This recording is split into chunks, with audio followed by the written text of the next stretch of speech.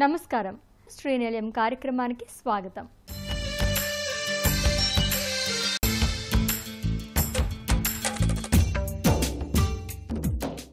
ఇంటి నిర్మాణంలో వచ్చిన నూతన పోకడలు, ఇంటి ముస్తాబుకు సంబంధించిన తాజా విశేషాలు, స్థానిక సంస్థలు అందిస్తున్న సదుపాయాలతో మీ ముందుకొచ్చింది ఈ వారం శ్రీనిలయం. ఆంధ్రప్రదేశ్లో సహజ వనరులకు కొరత లేదు. నదులు, వాగులు, వంకలు ఎక్కువగా ఉన్న ఆంధ్రప్రదేశ్లో ఇప్పుడు ఇసుక విరివిగా దొరుకుతుంది. గత ప్రభుత్వ పాలనలో ఇసుక కోసం పడరాని పాటలు పడేవారు. ట్రాక్టర్ ఇసుక దొరికితే చాలు మహాప్రభో అనుకునే రోజులవి. అలాంటిది కూటమి ప్రభుత్వం వచ్చాక, ఉచిత ఇసుక విధానాన్ని పెట్టాక పరిస్థితుల్లో మార్పు వచ్చింది. ఉచిత ఇసుకతో ఇళ్ల ధరలు తగ్గడమే కాదు, లభ్యత కూడా పెరిగింది. భవన నిర్మాణ రంగం ఒక్కసారిగా ఊపందుకుంది. అటు బిల్డర్లతో పాటు ఇటు సామాన్య గృహ నిర్మాణదారుల నుంచి సానుకూల స్పందన కనిపిస్తుంది. మరి ఈ నేపథ్యంలో ఆంధ్రప్రదేశ్లో ఇసుక పాలసీ రియల్ రంగానికి ఏ విధంగా తోడ్పడుతోంది అనే అంశంపై ప్రత్యేక కథనం శ్రీనిలయం స్థిరాస్తిలో.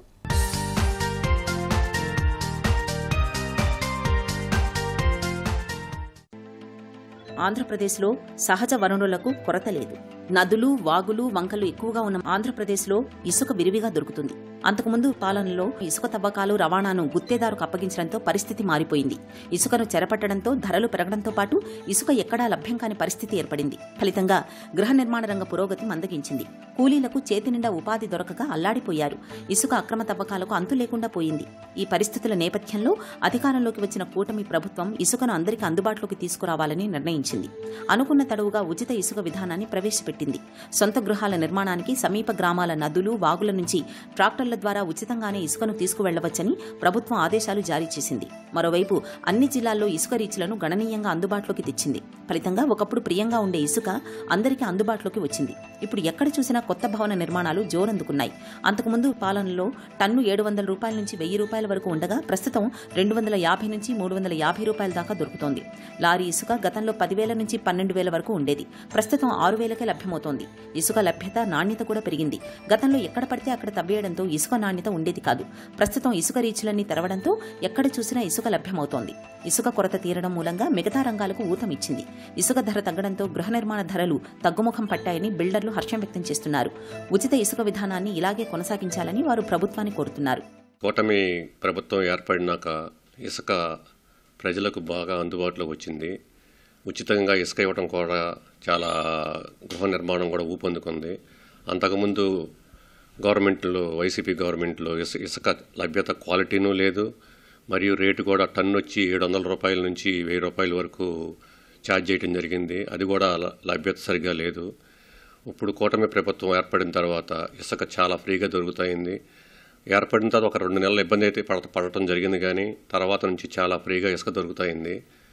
ఇసుక టన్ను వచ్చి ఆల్మోస్ట్ లారీ టన్ను, ఒక టన్ను వచ్చి 250 రూపాయల నుంచి 350 రూపాయల వరకు జరుగుతాయింది. ఆ డిస్టెన్స్ని బట్టి ఉంటుంది. అంటే సుమారుగా లారీ వచ్చి 6,000 దొరుకుతుంది. అదే లారీ ఇసుక పోయిన గవర్నమెంట్లో 10,000 నుంచి 12,000 వరకు దొరికేది. ఇది ఇసుక ఉచితంగా లభ్యం కారణంగా కూలీలకు కూడా సరిగ్గిన ఉపాధి దొరుకుతాయింది. నిర్మాణ రంగం కూడా చాలా ఊపందుకుంది. బిల్డింగ్ యాక్టివిటీ కూడా చాలా బాగుంది. క్వాలిటీ ఆఫ్ శాండ్ కూడా బాగుంది ఇప్పుడు. అందుకని కూటమి ప్రభుత్వానికి మా క్రెడై తరఫున పూర్తిగా అభినందనలు తెలియజేస్తున్నాం. వినియోగదారులకి మ్యాక్సిమం రీచబుల్లోకి వచ్చిందండి ఇప్పుడు శాండ్. చాలా ఆ సిస్టమ్ కూడా చాలా ఈజీగా ఉంది కస్టమర్కి రీచ్ అవ్వడానికి కూడా. ఇక్కడ మనం 2 విషయాలు మాట్లాడుకోవాలండి. ఒకటి ప్రైస్ మాట్లాడుకోవాలి, తర్వాత రెండోది ఏంటంటే అవైలబిలిటీ ఆఫ్ శాండ్. అంతకుముందు సేమ్ గవర్నమెంట్లో కూడా ఇప్పుడు ఉన్నదానికంటే కొంత ప్రైస్ కూడా ఎక్కువ ఉండేదండి.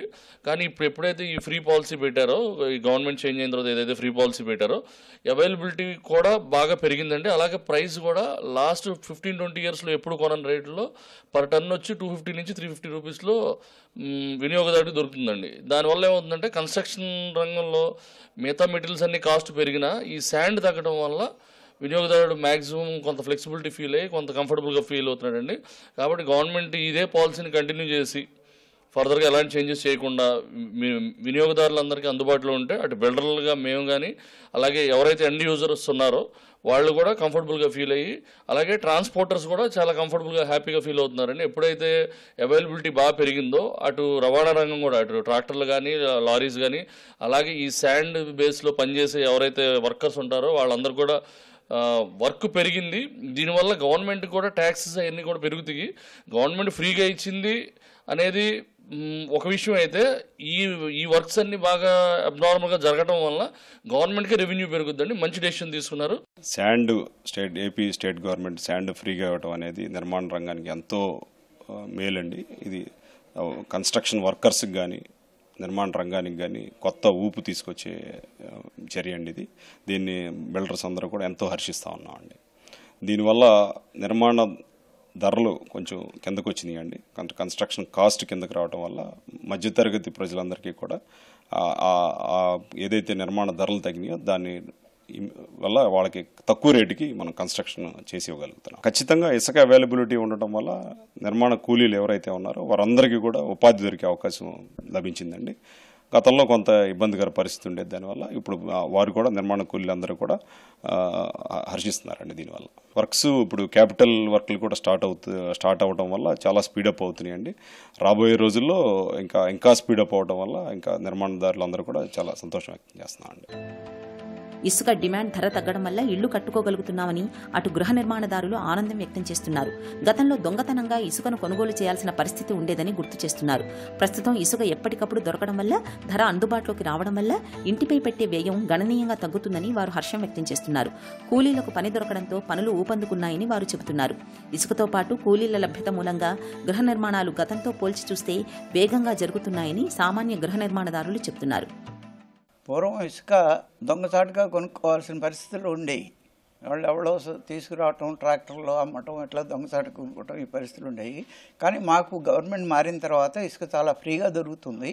దీనివల్ల ఏంటంటే మాకు గృహ నిర్మాణ ఖర్చు కూడా బాగా తగ్గింది. తర్వాత మా చుట్టుపక్కల చూస్తున్నాము వర్కర్స్ కూడాను వాళ్ళకి అంతకుముందు పని లేక రోజువారీ పనుల కోసం ఎక్కడో అడ్డాలో నిలబడి చేసేవాళ్ళు.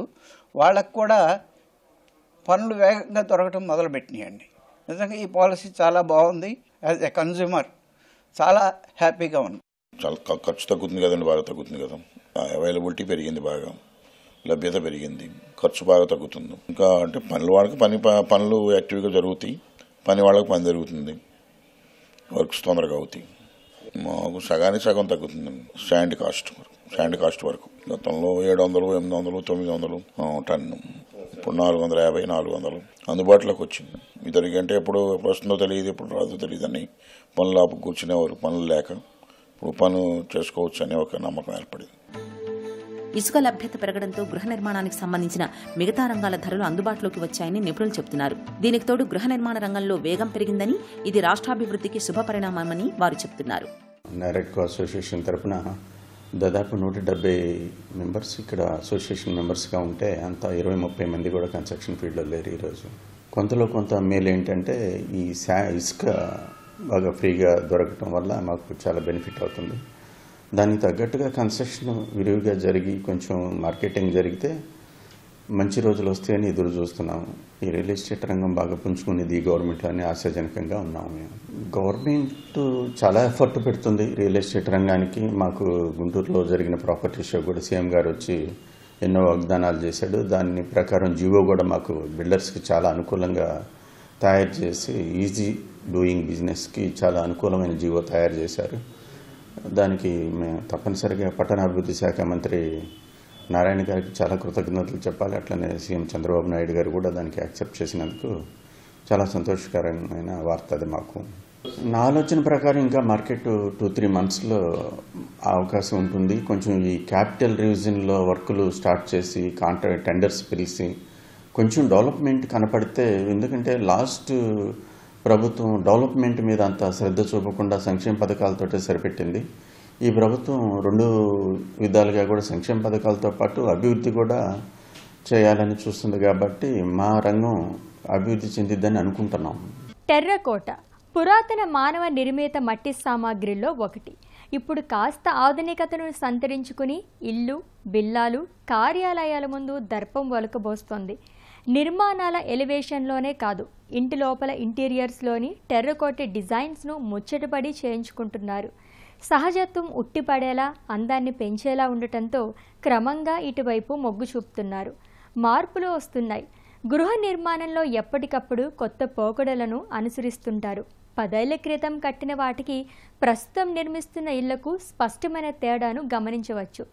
తీరుతెన్నులు ఒకటే అయినా ఇంటి ముందు భాగంలో, లోపల అలంకరణలో ఈ మార్పులు స్పష్టంగా కనిపిస్తుంటాయి. ఇటీవల పర్యావరణ అనుకూలమైన టెర్రకోట పోకడపై ఎక్కువ మంది ఆసక్తి చూపుతున్నారు. మరి ఈ నేపథ్యంలో టెర్రకోట ఇటుకలు ఇంటికి ఎలాంటి అందాన్నిస్తాయో ప్రత్యేక కథనం గృహశోభలో మీకోసం.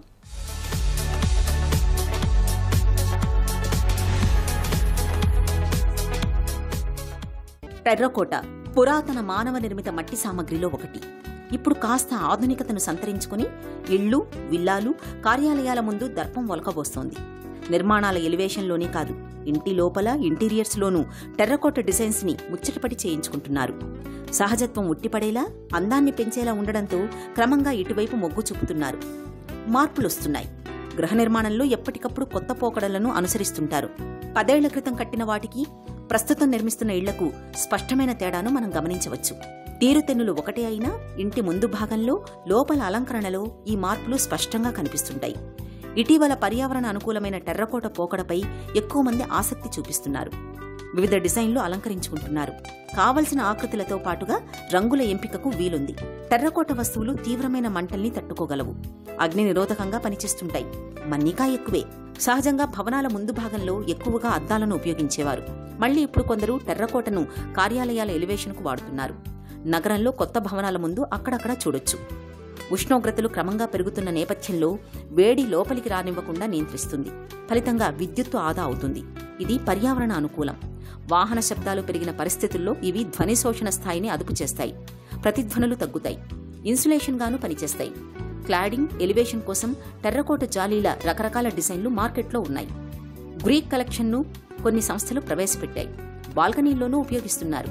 సహజ వెలుతురు కోల్పోకుండా గదుల్లో పార్టిషన్ కోసం దీని వినియోగం ఇటీవల బాగా ప్రాచుర్యం పొందుతోంది.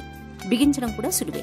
ఫ్రేమ్ని సిద్ధం చేసుకుని అందులో నచ్చిన జాలీ డిజైన్ని అమర్చుకోవచ్చు. ఇంటీరియర్లో టెర్రకోట నిర్మాణ సామగ్రిని ఎక్కువగా ఉపయోగిస్తున్నారని డిజైనర్లు చెబుతున్నారు. సహజంగా భవనాల ముందు భాగంలో ఎక్కువగా అద్దాలను ఉపయోగించేవారు. మళ్ళీ ఇప్పుడు కొందరు టెర్రకోటను ఇంటి ఎలివేషన్కు వాడుతున్నారు.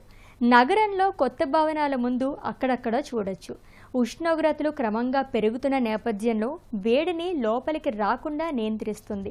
ఫలితంగా విద్యుత్తు ఆదా అవుతుంది. పర్యావరణ అనుకూలం, వాహన శబ్దాలు పెరిగిన పరిస్థితుల్లో ఇవి ధ్వని శోషణ స్థాయిని అదుపు చేస్తాయి. ప్రతిధ్వనులు తగ్గిస్తాయి. ఇన్సులేషన్గాను పనిచేస్తాయి. క్లాడింగ్, ఎలివేషన్ కోసం టెర్రకోట జాలీల రకరకాల డిజైన్లు మార్కెట్లోకి ఉన్నాయి. గ్రీక్ కలెక్షన్ను కొన్ని సంస్థలు ప్రవేశపెట్టాయి. బాల్కనీల్లోనూ ఉపయోగిస్తున్నారు. టెర్రకోట ఒక ఏన్షియంట్ మటీరియల్. మనము హరప్ప, మొహెంజోదారో నుంచి మనం వింటున్నాము. ఈ యొక్క మటీరియల్ సాధారణంగా మనకి క్లే బ్రిక్స్ కానీ, క్లే టైల్స్ రూపంగా, ఒక మట్టి బొమ్మలు, కుండలు, అలా చాలా రకాలుగా మనము ఎప్పటి నుంచో చూస్తున్నాము.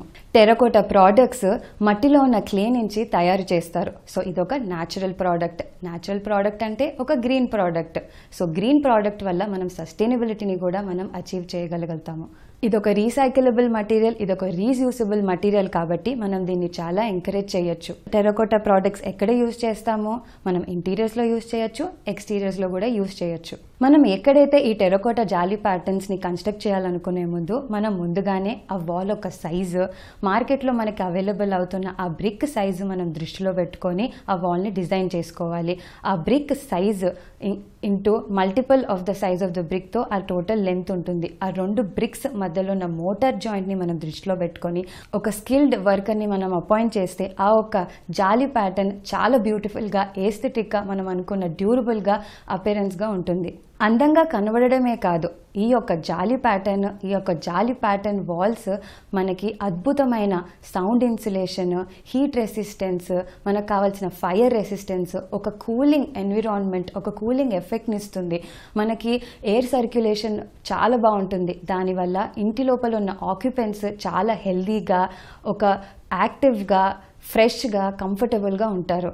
ఈ కాంబినేషన్ మనం ఇంటి ఎలివేషన్లో కానివ్వండి, లివింగ్ రూమ్స్లో కానివ్వండి, ఒక కార్నర్ బెడ్రూమ్ థీమ్స్లో కానివ్వండి, మనం మొత్తం ఇంట్లో యూజ్ చేయం, ఒక కార్నర్స్లో కానివ్వండి, ఆ ఒక్క థీమ్ వల్ల మొత్తం ఆ స్పేస్ని చాలా బ్యూటిఫై చేస్తుంది.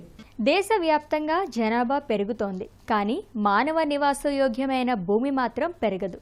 ప్రతి మనిషి జీవితంలో ఇల్లు, పెళ్లి ముఖ్య ఘట్టాలు. సొంతింటి కల నెరవేర్చుకునేందుకు భవిష్యత్ అవసరాల దృష్ట్యా చాలామంది స్థిరాస్తి కొనుగోలు చేస్తుంటారు. అయితే చాలామంది తాము నివసిస్తున్న ప్రాంతాల్లో కొనాలని చూడటం ద్వారా అప్పటికి ఆ ప్రాంతం అభివృద్ధి చెంది ధరలు పెరుగుతాయి. తమ బడ్జెట్లో దొరక్కపోవచ్చు. అందుకే నగర పరిసర ప్రాంతాల్లో ఏ వైపు తీసుకున్నా ఇంటి స్థలాలు, ఫ్లాట్లు ధరలు రోజురోజుకి పెరుగుతుంటాయి. సొంతిల్లు లేని వాళ్ళు సరైన సమయంలో నిర్ణయం తీసుకోవాలి.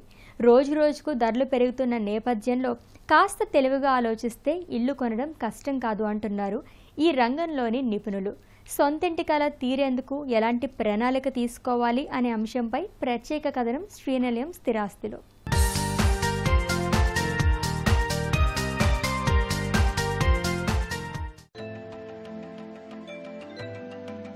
దేశంలో ఎక్కడ చూసినా భూముల ధరలు పెరుగుతున్నాయి. ఇన్వెంటరీ కూడా తక్కువగా ఉండడంతో ఇళ్ల ధరలు చుక్కల్ని తాకుతున్నాయి. ఇలాంటి సమయంలో సరైన ప్రాంతంలో సరైన ప్రాపర్టీని కొనడం ఎలా అని చాలా మందికి పెద్ద సందేహంగా ఉంటుంది. సొంత ఇంటి కల తీరేనా అని బెంగగా ఉంటుంది. రోజురోజుకు భూముల ధరలు పెరగడంతో ఇళ్ల ధరలు తగ్గే అవకాశం లేనందున ఇల్లు కొనుగోలు చేయడం చాలా కష్టంగా మారుతోంది. సరైన సమయంలో తెలివిగా ఆలోచించే నిర్ణయం తీసుకోవాలని స్థిరాస్తి నిపుణులు చెబుతున్నారు. ఇన్వెంటరీ కూడా సాధారణంగానే ఉంది. అమ్ముడుపోని ఇన్వెంటరీ ఆందోళనకరంగా లేదని real estate data platform PropEquity పేర్కొంది. భారతదేశంలో అత్యంత ఖరీదైన మార్కెట్గా నిలిచిన ముంబైలో అదే కాలంలో 28% పెరుగుదలను చూడగా అమ్ముడుపోని ఇన్వెంటరీ 14 నెలలుగా ఉంది. బెంగళూరులో 67% ధరలు పెరగ్గా ఇన్వెంటరీ 13 నెలలకు తగ్గింది. 20 నెలల్లో అత్యధికంగా అమ్ముడుపోని స్టాక్ని కలిగి ఉన్నప్పటికీ హైదరాబాద్ ధరలు స్థిరంగా ఉన్నాయని నిపుణులు చెబుతున్నారు. భూమి ధర ఎక్కడా తగ్గడం లేదు. అయినప్పటికీ డెవలపర్లు వెనకంజ వేయడం లేదు. అయితే ఇకపై అల్ట్రా లగ్జరీ 5 కోట్ల కంటే ఎక్కువ ధర కలిగిన ఇళ్ల అమ్మకాలు తగ్గే అవకాశం ఉందని అంచనా వేస్తున్నారు. ఇటు భూముల ధరలు, అటు నిర్మాణ వ్యయం పెరగడంతో ఆటోమేటిక్గా ఇళ్ల ధరలు కూడా పెరుగుతున్నాయి. ఇక కొత్తగా ఇల్లు కొనాలనుకునే సగటు మధ్యతరగతి ప్రజలకు ఇది కష్టంగా ఉన్నప్పటికీ సొంత ఇంటి కల నెరవేర్చుకోవడం అసాధ్యం మాత్రం కాదు.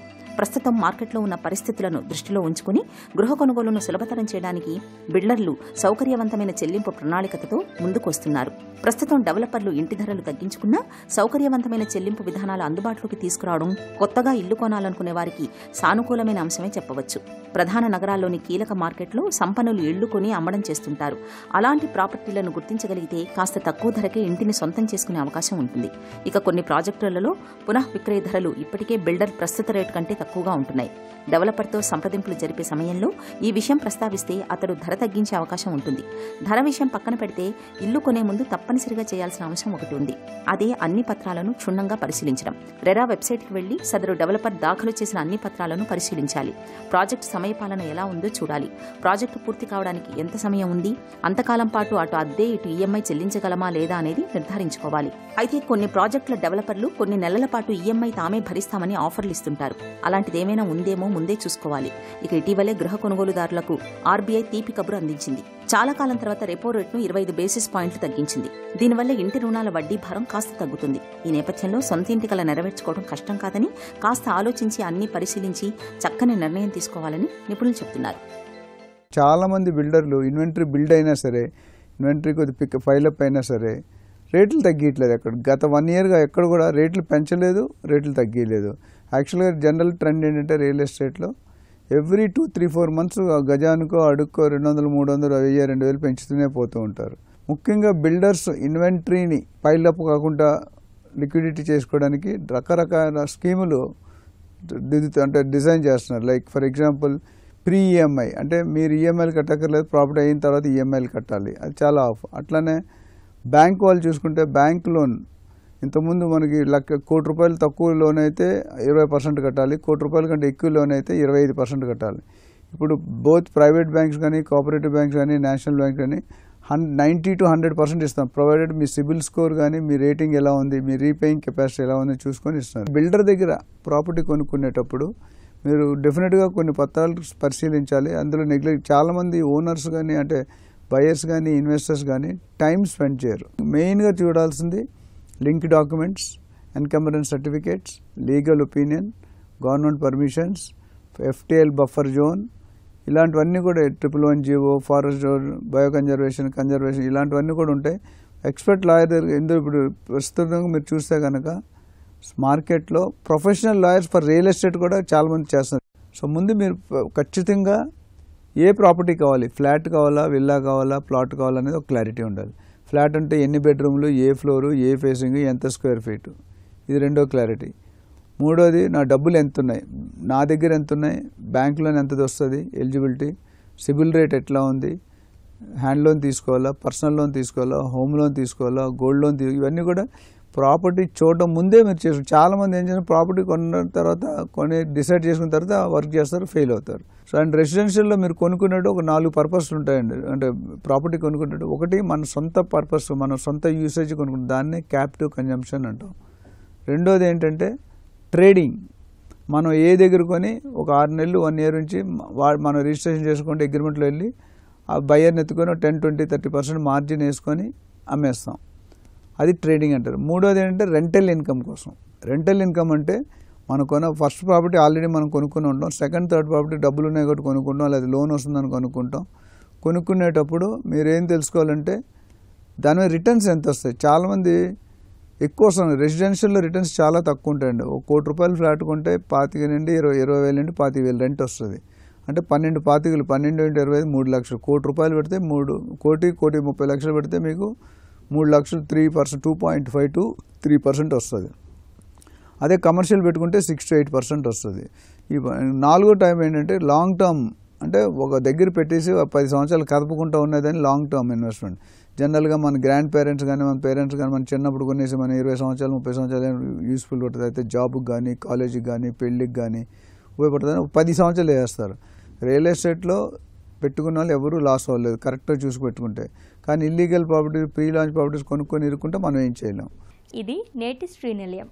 ఈ కార్యక్రమానికి సంబంధించిన అభిప్రాయాలు, సందేహాలు మాకు తెలియజేయండి. మా చిరునామా శ్రీనిలయం, ETV Ramoji film city, Hyderabad 501512. మా ఈమెయిల్ అడ్రస్ srinilayam@etv.co.in. మరికొన్ని తాజా అంశాలతో వచ్చే వారం మళ్ళీ కలుద్దాం. అంతవరకు సెలవు, నమస్తే.